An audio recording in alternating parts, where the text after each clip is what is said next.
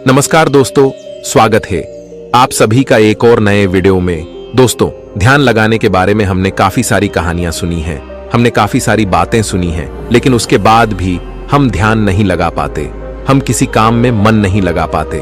आखिर ऐसा क्यों होता है और ऐसी क्या वजह है जिस कारण जब भी हम कोई कार्य करना शुरू करते हैं तो हमारा मन भटकने लगता है, हमारे मन में तरह तरह के विचार चलने लगते हैं और हम उस कार्य पर ध्यान ही नहीं लगा पाते। तो अगर आप भी इस समस्या से जूझ रहे हैं तो आज की जो कहानी है ये आपके लिए बहुत ही महत्वपूर्ण होने वाली है। तो इस कहानी को अंत तक जरूर देखिएगा। इस कहानी में हम आपको कुछ ऐसे तरीके बताने वाले हैं जिसके माध्यम से आप किसी भी कार्य को मन लगाकर कर सकते हैं और आपका ध्यान भी प्रति सेकंड गहरा होता जाएगा। दोस्तों, एक समय की बात है, एक नगर में एक बहुत ही प्रसिद्ध गुरुवर रहा करते थे। वह बहुत ही विद्वान और बहुत ही ज्ञानी थे। लोग उनके पास अपने समाधान के लिए बहुत दूर दूर से आया करते थे और उनके आश्रम में उनके कई शिष्य भी उनके साथ रहा करते थे। एक दिन की बात है, वह अपने आश्रम में टहल रहे थे कि तभी उन्होंने देखा कि उनका एक शिष्य संस्कृत के कुछ लोगों को एक पन्ने से दूसरे पन्ने पर उतारने का प्रयास कर रहा था, लेकिन बार बार गलती होने के कारण उसे वह सारा काम दोबारा शुरू करना पड़ रहा था। कई बार प्रयास करने के बाद आखिरकार वह थक गया और हार मान ली। तभी उसकी नजर उन गुरुवर पर पड़ी।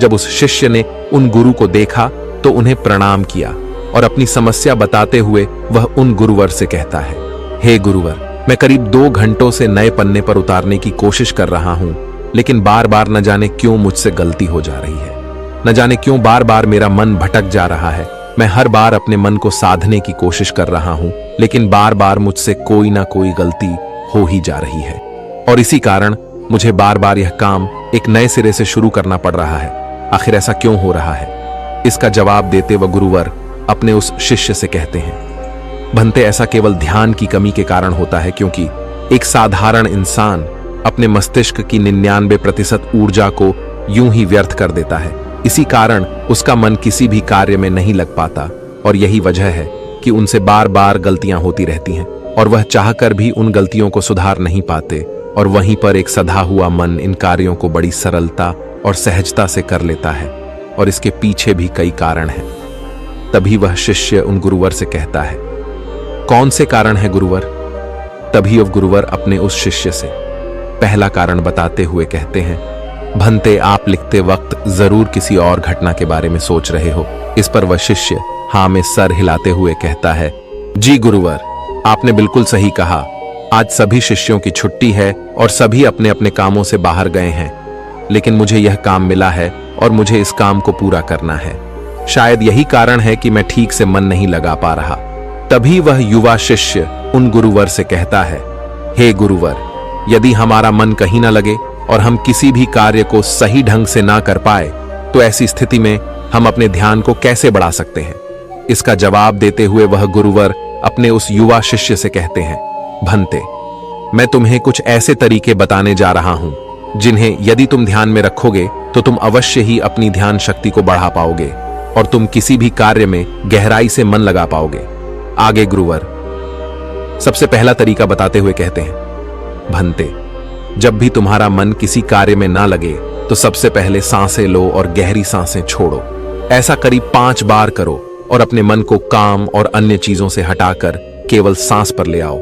आगे गुरुवर अगला तरीका बताते हुए कहते हैं, भंते, जब भी तुम कोई कार्य कर रहे हो तो अपनी सारी इंद्रियों को एक काम से जोड़ने का प्रयास करो।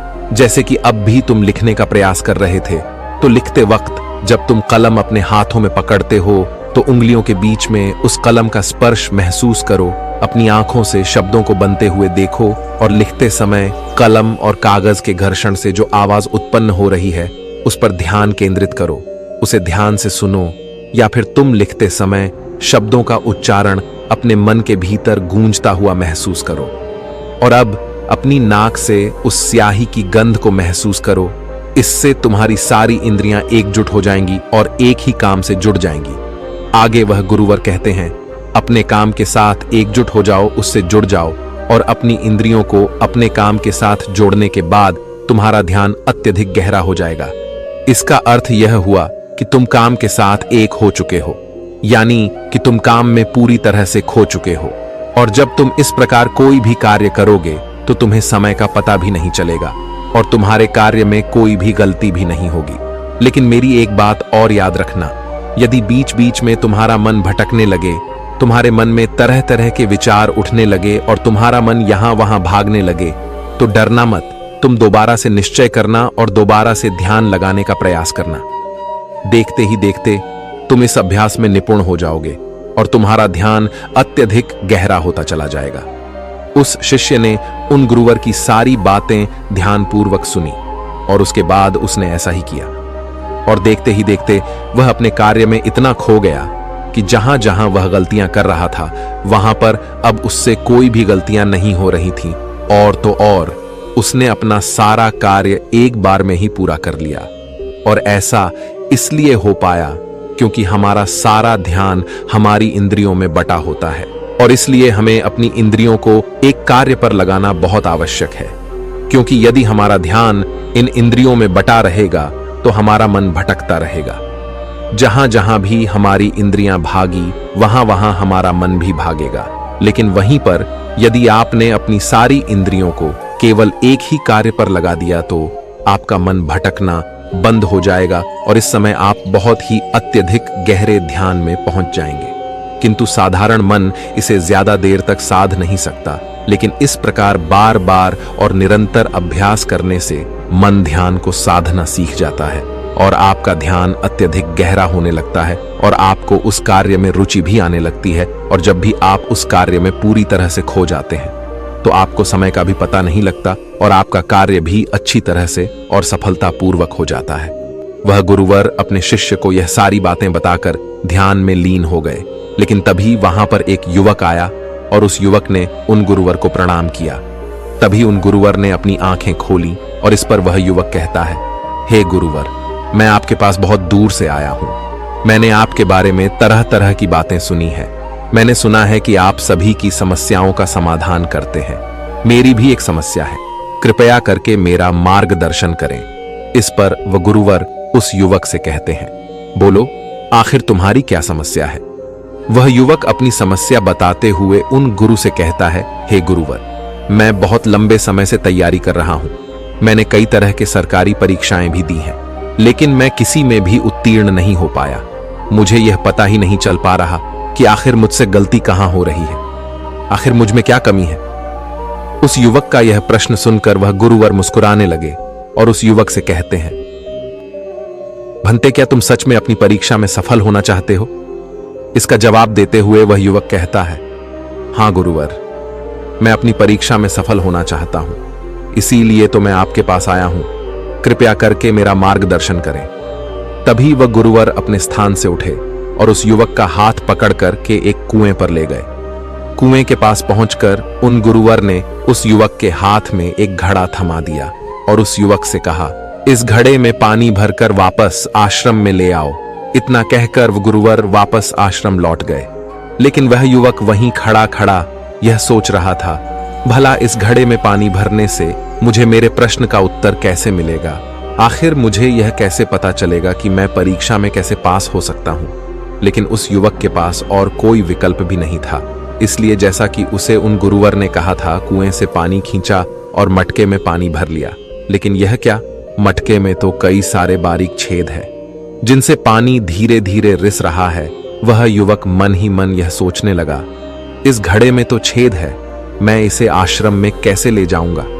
तभी उसने सोचा, यह छेद तो बहुत छोटे हैं, यदि मैं इसे जल्दी जल्दी ले जाऊं तो मैं आश्रम तक जल्दी पहुंच जाऊंगा और इसमें से पानी भी ज्यादा नहीं गिरेगा।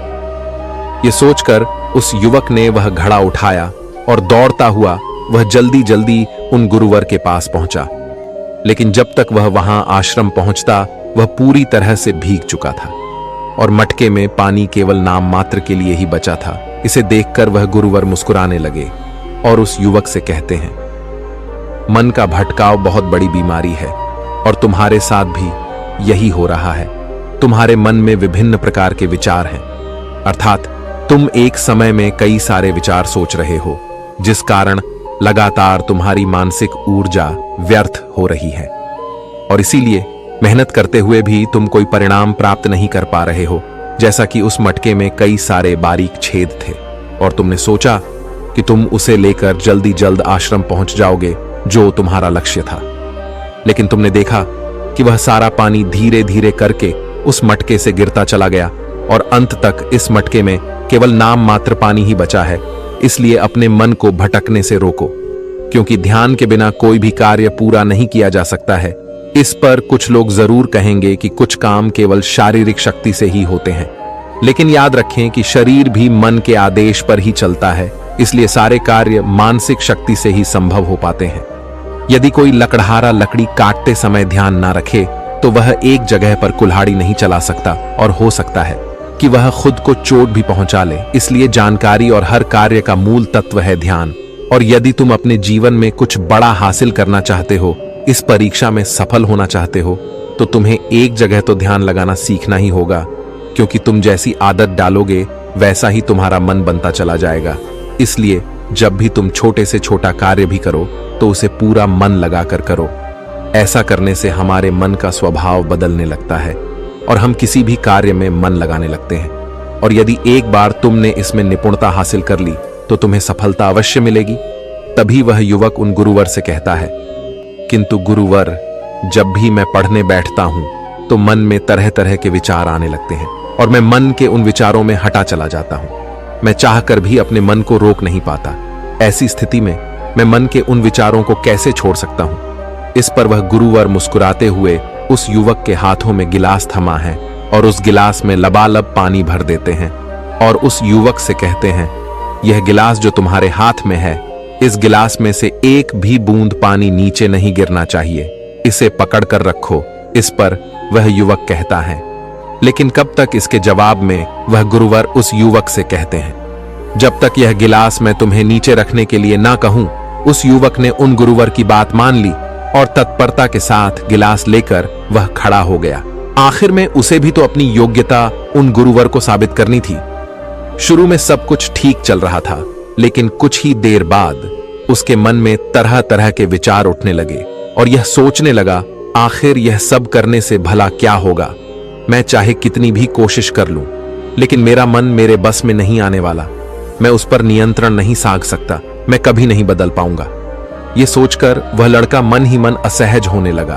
वह लगातार कोशिश करता रहा, लेकिन अब उसके शरीर के हिलने से बार बार पानी गिलास से नीचे गिर रहा था और जमीन पर फैल रहा था। यह देख वह गुरुवर उस युवक से कहते हैं, बेटा, जब तक तुम्हारा मन शांत था तब तक पानी की एक बूंद भी गिलास से नीचे नहीं गिरी, लेकिन जैसे ही तुम्हारे मन में तरह तरह के विचार उठने लगे, तुम्हारा शरीर भी वैसी ही प्रतिक्रिया देने लगा और तुम्हारे शरीर की प्रतिक्रिया देने के कारण गिलास से पानी नीचे गिरने लगा और जमीन पर फैलने लगा। आगे और गुरुवर उस युवक को समझाते हुए कहते हैं, बेटा, जैसे गर्म लोहे पर हथौड़ी की चोट पड़ती है तो वह एक नया आकार लेता है, ठीक उसी तरह से एक विचार छोटे हथौड़े के जैसा होता है, जिसकी चोट से इंसान का शरीर, व्यक्तित्व और मन आकार लेने लगता है। अर्थात तुम्हारा यह मन ग्लास में पानी की तरह है और यह बहुत आसानी से भटक जाता है, विचलित हो जाता है। यदि तुम चाहते हो कि ग्लास में भरा हुआ यह पानी शांत रहे, तो इसके लिए तुम्हें अपने मन को शांत रखना होगा। इसके बाद गुरुवर उस युवक को कहते हैं, अब इस ग्लास को एक बार फिर से पकड़ो और अपना सारा ध्यान अपनी सांस पर ले आओ। सांसों को अपने पेट में, सीने में आता जाता महसूस करो। हाथ में जो दर्द है, जो असहजता हो रही है, उसे जाने दो। मन में जो विचार आ रहे हैं उन्हें जाने दो। खुद को यह याद दिलाओ कि तुम मन नहीं हो, बल्कि मन को देख रहे हो। तुम सांस भी नहीं हो, तुम सांस को देख रहे हो। ऐसा याद करने से विचार आकर चले जाएंगे, लेकिन तुम्हें विचलित नहीं कर पाएंगे। थोड़ी देर तक वह लड़का यूं ही अभ्यास करता रहा और अब तक पानी के उस गिलास से एक भी बूंद पानी नीचे जमीन पर नहीं गिरी। यह देखकर वह गुरुवर मुस्कुराए और उस युवक से कहते हैं, बेटा, बस अब यही अभ्यास अपने काम और पढ़ाई में करना। इससे मन धीरे धीरे शांत होने लगेगा। फिर कोई भी बड़ी चीज हासिल करना मन के लिए स्वाभाविक हो जाएगा। इस प्रकार तुम किसी भी बड़े से बड़ा लक्ष्य को हासिल कर सकते हो। और यदि तुम किसी परीक्षा में सफल भी होना चाहते हो तो यह भी तुम्हारे लिए बहुत सहजता से हो जाएगा। इतना कहकर वह गुरुवर शांत हो गए और वह युवक भी यह समझ चुका था कि आखिर वह इतने सारी परीक्षाएं देने के बाद भी अब तक सफल क्यों नहीं हो पाया। उसने उन गुरुवर को प्रणाम किया और वापस अपने घर लौट आया। दोस्तों, इस कहानी से हमने कई सारी महत्वपूर्ण बातें सीखी हैं। चलिए एक एक करके उनके बारे में जानते हैं। सबसे पहले 5 इंद्रियों को एक काम पर लगाओ, गहरी सांसें लो और गहरी सांसें छोड़ो। ध्यान सांस पर ले आओ और बाकी सारी चीजें छोड़ दो। दूसरी बात, सभी इंद्रियों को केवल एक काम से जोड़ो। कान, आंख, नाक, स्पर्श, हर तरह से काम से जुड़ जाओ, उस काम में एक हो जाओ। तीसरा, यदि ध्यान टूट भी जाए तो इसमें घबराने की कोई जरूरत नहीं। एक बार फिर निश्चय करो और दोबारा से प्रयास करो। दोबारा से अपने काम में पूरी तरह से मग्न होने का प्रयास करो। धीरे धीरे ध्यान गहरा होता चला जाएगा और आप किसी भी कार्य में पूरी तरह से मग्न हो जाएंगे। जब ऐसा होगा तब आप वह कार्य बड़ी सरलता और सहजता से पूरा कर लेंगे। इस बीच जो समय लगने वाला है उसका भी अंदाजा आपको नहीं लग पाएगा और साथ ही ना तो वह काम आपको बोझ लगेगा और ना ही आप उस काम को करने में उबाऊ महसूस करेंगे। आप उस काम में आनंदित रहेंगे, उस काम में आपको मजा आएगा और आप उस कार्य को बड़ी सरलता और सहजता से पूरा कर पाएंगे। दूसरी बात जो हम इस कहानी से सीखते हैं वह यह है कि हर जानकारी और हर कर्म का मूल तत्व है ध्यान। हमें ऐसा लगता है कि मन के छोटे मोटे भटकाव से कोई फर्क नहीं पड़ता, लेकिन बिना ध्यान के कोई भी कार्य संभव है ही नहीं।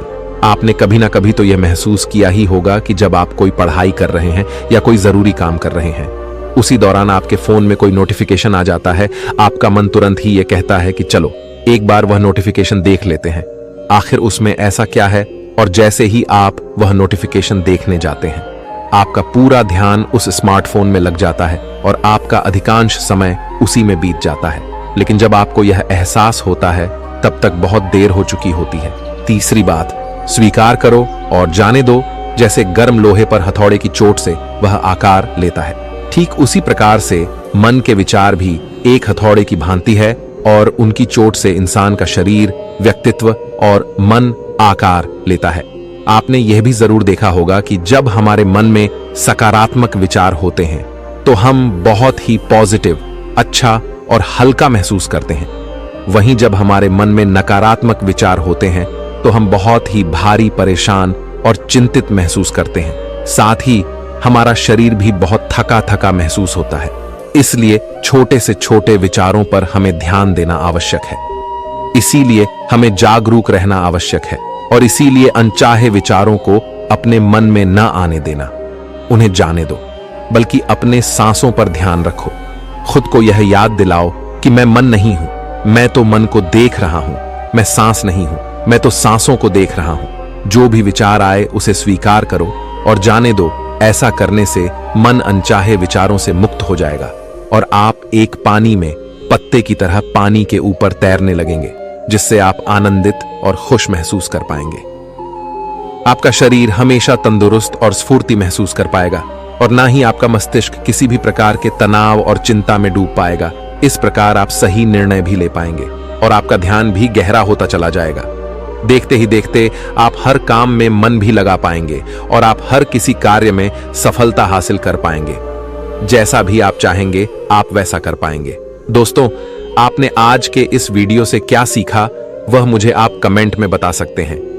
इसी के साथ में उम्मीद है कि आपको आज की वीडियो पसंद आई होगी, तो इस वीडियो को उस इंसान को शेयर करें जिससे यह कहानी सुनने की जरूरत है और उसी के ठीक बाद चैनल को सब्सक्राइब करें। हमारे चैनल कृष्णा मानव सेवा को सब्सक्राइब कर ले और बेल आइकन को ऑन कर ले और इस वीडियो को अपने भाई फैमिली में रिश्तेदारों के साथ ज्यादा से ज्यादा शेयर करें। मिलते हैं फिर एक नए वीडियो के साथ, तब तक के लिए स्वस्थ रहें, मुस्कुराते रहें। तो चलिए फिर मिलते हैं ऐसी एक और नई वीडियो में एक नए मैसेज के साथ। तब तक के लिए अपना ख्याल रखें। धन्यवाद और नमो बुद्धाय।